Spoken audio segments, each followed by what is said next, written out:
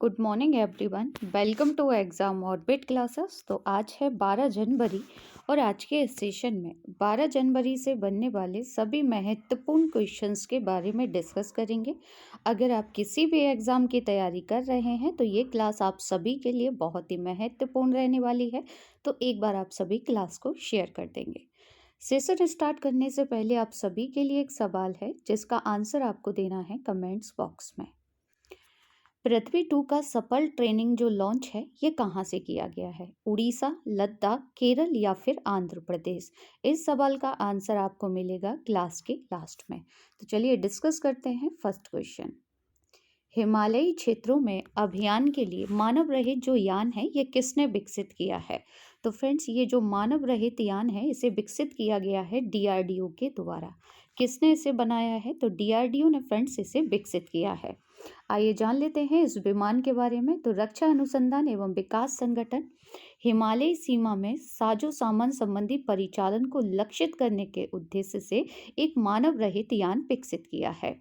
DRDO द्वारा इस विमान को महाराष्ट्र के नागपुर में आयोजित 108वीं भारतीय विज्ञान कांग्रेस में भी प्रदर्शित किया गया था। याद रखेंगे जो 108वीं भारतीय विज्ञान कांग्रेस हुई थी ये नागपुर महाराष्ट्र में आयोजित की गई थी। तो ये भी आपसे एग्जाम में पूछा जा सकता है। अब डिस्कस कर लेते हैं कुछ एक्स्ट्रा फैक्ट, जैसे कि पहला ग्लोबल ड्रोन एक्सपो है ये कहाँ पर हुआ था? चेन्नई में। रक्षा अनुसंधान और विकास संगठन और इंडियन आर्मी ने मिलकर क्विक रिएक्शन मिसाइल प्रणाली का जो छठा सफल परीक्षण है ये कहाँ से किया था? उड़ीसा। हाइपरसोनिक व्हीकल का सफल परीक्षण किसने किया था? तो इसे इसरो के द्वारा किया गया था। जवाहरलाल नेहरू तारामंडल में ह्यूमन स्पेस लाइट्स एक्सपो का जो उद्घाटन है ये किसके द्वारा किया गया था? तो फ्रेंड्स ये भी इसरो के द्वारा ही किया गया था। दुनिया का पहला हाइड्रोजन फ्यूल से चलने वाला एयरक्राफ्ट इंजन का जो सफल परीक्षण है ये कहाँ से हुआ? स्कॉटलैंड से। भारत में निर्मित पिनाका मिसाइल के अपग्रेड वर्जन का सफल परीक्षण कहाँ से किया गया था? तो फ्रेंड्स इसका जो सफल परीक्षण हुआ था वो राजस्थान राज्य से किया गया था। डिस्कस कर लेते हैं डीआरडीओ के बारे में। तो पहला पॉइंट, डीआरडीओ की फुल फॉर्म आप सभी को याद रखनी है, रक्षा अनुसंधान और विकास संगठन। यह भारत सरकार के रक्षा मंत्रालय के तहत एक प्रमुख रक्षा अनुसंधान और विकास एजेंसी है। इसका जो उद्देश्य है वो भारत को महत्वपूर्ण रक्षा प्रौद्योगिकी और प्रणालियों में आत्मनिर्भर बनाना है।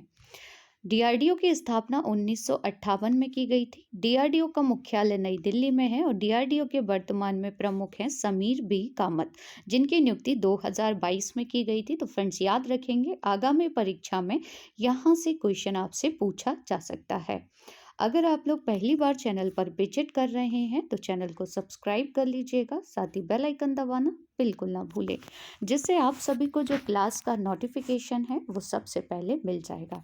साथ ही में इस क्लास की जो पीडीएफ है वो आप सभी को बाद में टेलीग्राम चैनल पर मिल जाएगी। आगे डिस्कस करेंगे। केंद्रीय गृह मंत्री अमित शाह ने मार्जिन पोलो कॉम्प्लेक्स में एक पोलो खिलाड़ी की कितने फीट ऊंची जो प्रतिमा है इसका अनावरण किया है? तो फ्रेंड्स ये जो प्रतिमा का अनावरण किया गया है केंद्रीय गृह मंत्री यानी कि अमित शाह जी के द्वारा। इस प्रतिमा की जो हाइट है, जो फीट है, वो याद रखेंगे 120 पूछी जा सकती है। कहाँ पर किया गया है ये आगे हम डिस्कस करेंगे। तो देखिए केंद्रीय गृह मंत्री अमित शाह ने मणिपुर के इम्फाल कि जो पूर्वी जिले के मार्जिन पोलो कैंप कॉम्प्लेक्स में एक पोलो खिलाड़ी की 120 फीट ऊंची प्रतिमा का अनावरण किया है। साथ ही मैं आपको बता दें कि मणिपुर के पहाड़ी जिले जिसे हम कहते हैं चुरा चांदपुर के पहले मेडिकल कॉलेज और अस्पताल का भी शुभारंभ किया गया है। किसके द्वारा? गृह मंत्री अमित शाह जी के द्वारा। आगे डिस्कस करेंगे इसी से संबंधित, जैसे कि मणिपुर में पोलो खेल, यहाँ से क्वेश्चन बन सकता है। मणिपुर को भारत में पोलो के जन्म स्थान के रूप में जाना जाता है। पोलो का आधुनिक खेल मणिपुर से ही लिया गया है। इस खेल को पूर्व में संगोल कांगजी, कंगजई बाजी और पुलू के नाम से भी जाना जाता है। ये तीनों ही नाम महत्वपूर्ण हैं जो कि किस खेल से संबंधित है? तो फ्रेंड्स ये पोलो से संबंधित हैं। विश्व का सबसे पुराना पोलो ग्राउंड मणिपुर में इम्फाल पोलो ग्राउंड है, जो कि पोलो खेल से संबंधित विश्व का सबसे पुराना पोलो ग्राउंड है। आगे डिस्कस करेंगे। मणिपुर की राजधानी इम्फाल है। मणिपुर के वर्तमान में गवर्नर ला गणेसन है और यहाँ के जो वर्तमान में सीएम हैं इनका नाम है एन बीरेन सिंह। अब डिस्कस कर लेते हैं लेटेस्ट करंट अफेयर में। हाल ही में गृह मंत्री अमित शाह ने कहां पर लौह पुरुष सरदार वल्लभ भाई पटेल की प्रतिमा का अनावरण किया था? तो फ्रेंड्स, ये जो प्रतिमा है ना, गंगकोट में लगाई गई है। ये किसकी राजधानी है? सिक्किम की।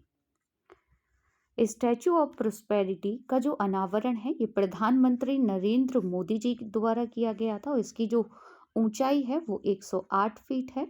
ये किसकी प्रतिमा है अगर आपसे पूछा जाए तो याद रखेंगे नाथ प्रभु कैपेगौड़ा, जिन्होंने बेंगलोर शहर की स्थापना की थी। प्रतिमा का जो अनावरण है ये कहाँ पर किया गया है? तो ये कर्नाटक में किया गया था प्रधानमंत्री नरेंद्र मोदी जी के द्वारा। स्टैचू ऑफ यूनिटी कहाँ पर है? तो आई होप सभी जानते होंगे, ये है गुजरात राज्य में। स्टैचू ऑफ इक्वलिटी की जो प्रतिमा का अनावरण प्रधानमंत्री नरेंद्र मोदी जी द्वारा किया गया था, ये हैदराबाद में किया गया था और ये किसकी प्रतिमा है? रामानुजाचार्य की ये प्रतिमा है, जिन्हें आप सभी पिक में देख सकते हैं। आगे डिस्कस करेंगे statue of knowledge. Statue of knowledge जो है ये प्रतिमा कहाँ पर इसका उद्घाटन किया गया था? तो लातूर में। लातूर कहाँ पर आता है? तो याद रखेंगे लातूर आता है महाराष्ट्र में। और ये प्रतिमा किसकी है? तो डॉक्टर भीमराव अंबेडकर जी की है। आगे डिस्कस करेंगे विश्व की सबसे ऊंची शिव प्रतिमा, जिसे हम विश्वास स्वरूपम कहते हैं, इसका जो अनावरण है ये कहाँ पर किया गया था? तो याद रखेंगे आप सभी, इस प्रतिमा का अनावरण राजस्थान राज्य में किया गया था। अगला सवाल है कि हेनले पासपोर्ट इंडेक्स 2023 भारत किस स्थान पर रहा है? तो फ्रेंड्स, भारत इस इंडेक्स में 85वें स्थान पर रहा है। भारत की जो रैंक रही है वो 85 रही है। शीर्ष पर याद रखेंगे कि शीर्ष पर इस जो इंडेक्स जारी किया गया है इसमें कौन सा देश रहा है? तो फ्रेंड, जापान रहा है। शीर्ष पर कौन है? तो शीर्ष पर है जापान। भारत किस स्थान पर है? तो भारत 85वें स्थान पर है। वहीं बात की जाए जापान की, तो जापान लगातार 5वें वर्ष शीर्ष पर है इस रिपोर्ट में, है ना। सिंगापुर और दक्षिण कोरिया रैंकिंग में संयुक्त रूप से दूसरे स्थान पर हैं। उसके बाद जर्मनी और स्पेन और फिर अन्य यूरोपीय राष्ट्र हैं। भारत की रैंकिंग आप सभी को याद रखनी है। अगला सवाल है कि फिल्म RR के सॉन्ग नाटू नाटू, फ्रेंड्स याद रखेंगे इसे हिंदी में बोलते हैं नाचो नाचो, को गोल्डन ग्लोब बेस्ट सॉन्ग का अवार्ड मिला है। इस गाने को किसने कंपोज किया है? फ्रेंड्स, ये जो फिल्म है ना अब तक बहुत सारे अवार्ड जीत चुकी है, तो हो सकता है आपसे एग्जाम में यहाँ से क्वेश्चन पूछ लिया जाए। तो ये जो गाना है इसे कंपोज किया गया था किसके द्वारा? M कीरावनी के द्वारा। इनका नाम याद रखेंगे। ये गाना बहुत महत्वपूर्ण है, बहुत सारे अवार्ड इसने जीत लिए हैं। तो साउथ सिनेमा की फिल्म RR ने 80वां गोल्डन ग्लोब अवार्ड 2023 पुरस्कार समारोह में इतिहास रच दिया है। फिल्म के तेलुगु गीत नाटू नाटू को बेस्ट सॉन्ग का पुरस्कार भी मिला है। नाटू नाटू यह प्रतिष्ठित पुरस्कार जीतने वाला पहला भारतीय गीत बना है। इस गाने को M कीरावानी ने कंपोज किया है, ये बात आप सभी को याद रखनी है। आगे डिस्कस कर लेते हैं इसी से संबंधित। तो देखिए, राजामौली द्वारा निर्देशित RR राष्ट्रवाद और भाईचारे पर आधारित है। राजामौली ने हाल ही में सर्वश्रेष्ठ निर्देशक के लिए प्रतिष्ठित न्यूयॉर्क फिल्म क्रिटिक्स सर्कल का भी पुरस्कार जीता है। इससे पहले विदेशी भाषा श्रेणी में फिल्मों में आपको याद रखना है सलाम बॉम्बे 1988, मानसून वेडिंग 2001 में फिल्में नामांकित की गई थी। इन दोनों फिल्मों के निर्देशन कौन थे? तो याद रखेंगे इनका नाम है मीरा नायर।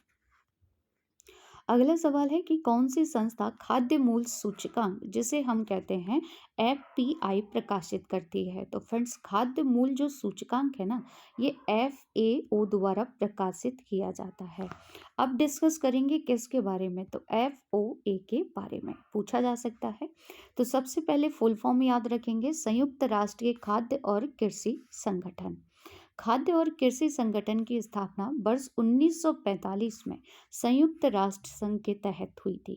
यह संयुक्त राष्ट्र की एक विशेष एजेंसी है। प्रत्येक वर्ष विश्व में 16 अक्टूबर को विश्व खाद्य दिवस मनाया जाता है। यह दिवस FAO की स्थापना की वर्षगांठ की याद में मनाया जाता है। यह संयुक्त राष्ट्र के खाद्य सहायता संगठनों में से एक है जो रोम, इटली में है। इसके अलावा विश्व खाद्य कार्यक्रम और कृषि विकास के लिए अंतर्राष्ट्रीय कोष भी इसमें शामिल है। याद रखेंगे दिवस कब मनाया जाता है, तो 16 अक्टूबर को मनाते हैं। अब आपको कमेंट्स करके बताना है कि विश्व स्वास्थ्य दिवस कब मनाया जाता है। अगला सवाल है कि किस भारतीय सार्वजनिक क्षेत्र के बैंक को श्रीलंका के 3 बैंकों के विशेष रुपया पोस्टरो खाते रखने के लिए RBI ने मंजूरी दे दी है। तो फ्रेंड्स, कौन सी बैंक है, तो याद रखेंगे इंडियन बैंक है। कौन सी बैंक है, इंडियन बैंक। डिस्कस करेंगे इंडियन बैंक के बारे में। तो देखिए, यह भारत सरकार के स्वामित्व वाले एक सार्वजनिक क्षेत्र का बैंक है। इंडियन बैंक की जो स्थापना है वो 1907 में एक निजी क्षेत्र के बैंक के रूप में हुई थी। 1969 में भारत सरकार द्वारा इसका राष्ट्रीयकरण किया गया। 1 अप्रैल 2020 को इलाहाबाद बैंक का इंडियन बैंक में विलय कर दिया गया। इंडियन बैंक का जो मुख्यालय है वो चेन्नई में है। मुख्यालय आप याद रखेंगे, साथ ही में इसकी जो स्थापना डेट है वो भी आपको याद रखनी है। अगला सवाल है कि दिसंबर 2022 के लिए ICC men's player of the month का जो अवार्ड है ये किसने जीत लिया है, तो फ्रेंड्स इनका नाम है हैरी ब्रूक। हैरी ब्रूक जो है, इनका संबंध किस खेल से है, तो याद रखेंगे ये काफ़ी प्रसिद्ध क्रिकेटर हैं और किस देश के हैं, तो इंग्लैंड के हैं। ये भी आपको याद रखना है। आगे डिस्कस कर लेते हैं। वहीं बात की जाए महिलाओं में, तो महिलाओं में ये जो पुरस्कार है ये एस्ले गार्डनर को दिया गया है। और ये किस देश के क्रिकेटर खिलाड़ी हैं, तो याद रखेंगे ये ऑस्ट्रेलिया की हैं। कहाँ की हैं फ्रेंड्स, तो ये ऑस्ट्रेलिया की हैं।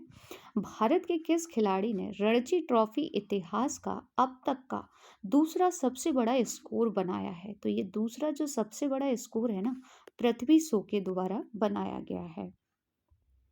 अगला सवाल है कि नासा ने नए मुख्य प्रौद्योगिकीविद के रूप में किसे नियुक्त किया है, तो फ्रेंड्स ये भारतीय मूल के हैं और इनका नाम है AC चार्निया, जिन्हें आप सभी पिक में देख सकते हैं। वहीं बात की जाए नासा की, तो नासा अमेरिका की अंतरिक्ष एजेंसी है जिसकी स्थापना 1958 में की गई थी। नासा का मुख्यालय कहाँ पर है, तो याद रखेंगे अमेरिका की जो कैपिटल है वाशिंगटन DC, यहीं पर नासा का हेडक्वार्टर है। अगला सवाल देखेंगे कि 26वें राष्ट्रीय युवा उत्सव का जो उद्घाटन है ये कौन करेगा, तो फ्रेंड्स 12 जनवरी यानी कि आज प्रधानमंत्री नरेंद्र मोदी जी द्वारा कहाँ पर किया जाएगा, तो ये आपको याद रखना है, कर्नाटक में। 26वां जो राष्ट्रीय युवा उत्सव होगा इसका आयोजन किया जा रहा है कर्नाटक में। अब आपको बताना है कि प्रवासी भारतीय दिवस का जो आयोजन है ये किस राज्य में किया गया है। इसका आंसर आप सभी कमेंट्स बॉक्स में देंगे। याद होगा आप सभी को कि जो 12 जनवरी है, गुरु स्वामी विवेकानंद जी की जयंती को राष्ट्रीय युवा दिवस के रूप में मनाया जाता है।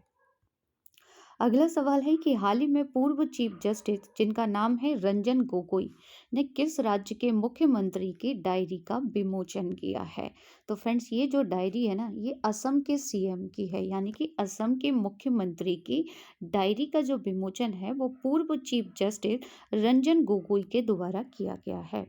आइए डिस्कस कर लेते हैं इस डायरी के बारे में।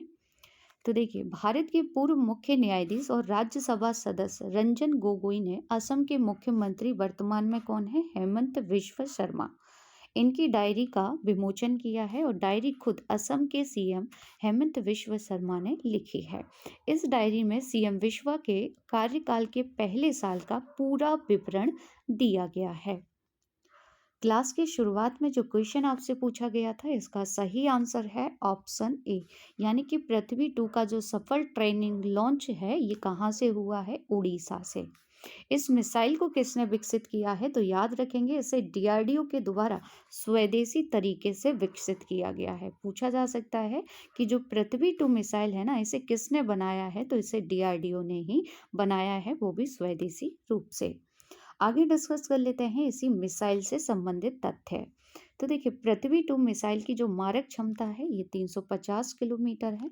पृथ्वी 2 500 से 1000 किलोग्राम भार तक के हथियारों को लेकर जाने में सक्षम है। पृथ्वी मिसाइल प्रणाली में विभिन्न सामरिक सतह से सतह पर कम दूरी की बैलिस्टिक मिसाइल शामिल है। इसका जो विकास है ना वो 1983 में शुरू हुआ था। यह भारत की पहली स्वदेशी बैलिस्टिक मिसाइल थी। इसका पहला जो परीक्षण है वो 1988 में श्रीहरिकोटा सार सेंटर से किया गया था। पूछा जा सकता है कि पहला परीक्षण कहाँ से हुआ था, तो श्रीहरिकोटा से 1988 में किया गया था। विकसित किसने किया है, तो डीआरडीओ ने।